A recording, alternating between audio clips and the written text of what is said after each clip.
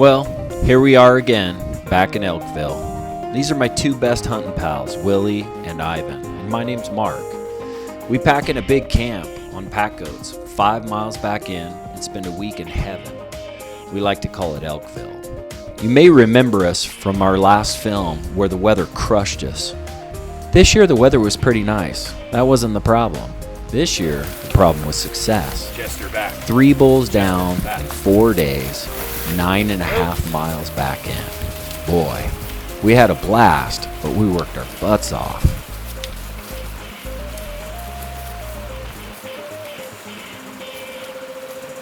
Now Ivan was up to the plate first, and it took a day to find the elk, but once we did, it was insane. We were right in the middle of them, and they were screaming their heads off.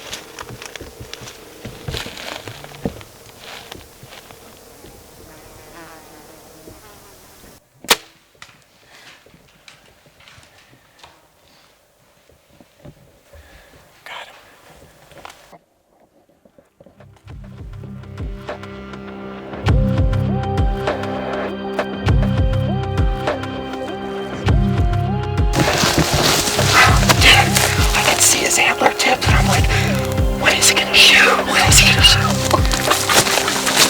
Is he big? No, he's about like 1. He just almost got a shot at him. He's shooting. He's at 20 right down here, and I couldn't get a shot. Then I had to stand up because I couldn't get over everything, so I stood up. That last little call moved him just a little bit further up, and I was up there going, okay, I'm gonna do one more. Ooh. And then I saw his antler tips move, and then all of a sudden, whack! That was awesome. Yeah, he's a nice bull. He's not big. What an unbelievable deal. He looks a lot like what we just moved.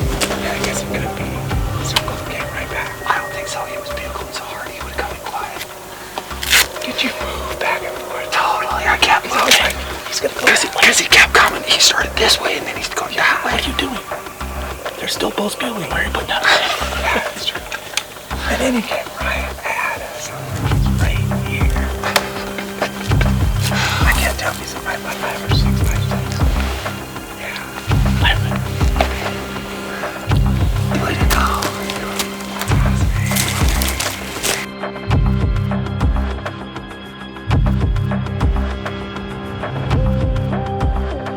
This year we used a different strategy with the goats. We brought in a good friend of mine to look after the boys in camp while we hunted, and when we got a bull down, one of us was off to get the goats and the other 2 butchered.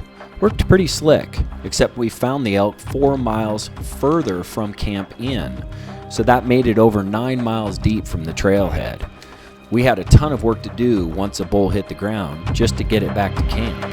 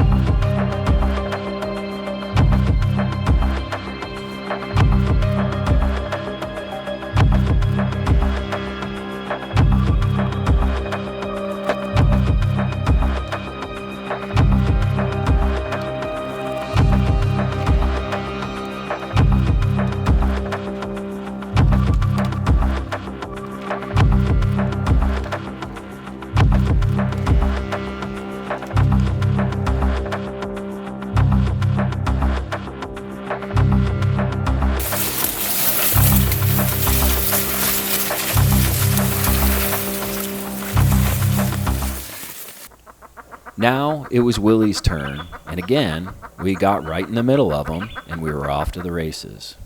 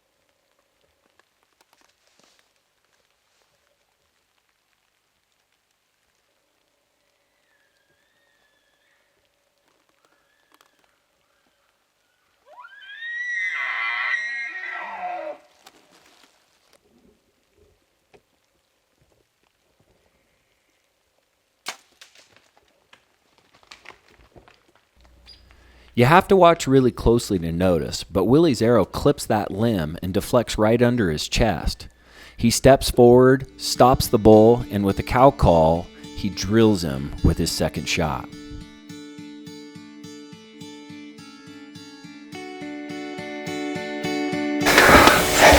Thanks. Oh, you did so good, buddy. I will. Proud of you.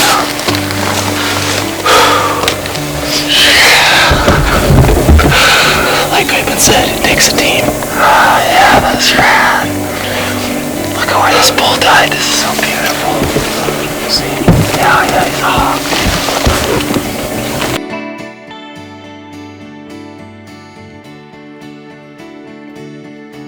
Hey Mark, do I cut all this soft stuff off on the front here or some of that bone? You're supposed to act like an expert on camera. Oh. Well, when I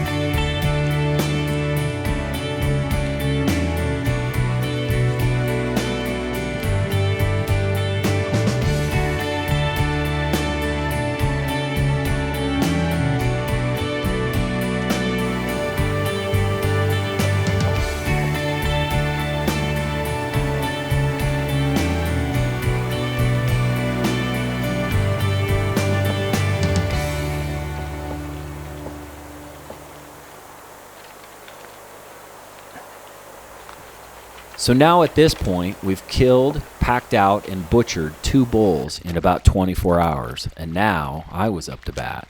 So after a good dinner, hanging all the meat, we peeled ourselves out of our sleeping bags the next morning and were off to try to get my bull. And again, for the 3rd day in a row, we were in the thick of them right off the bat.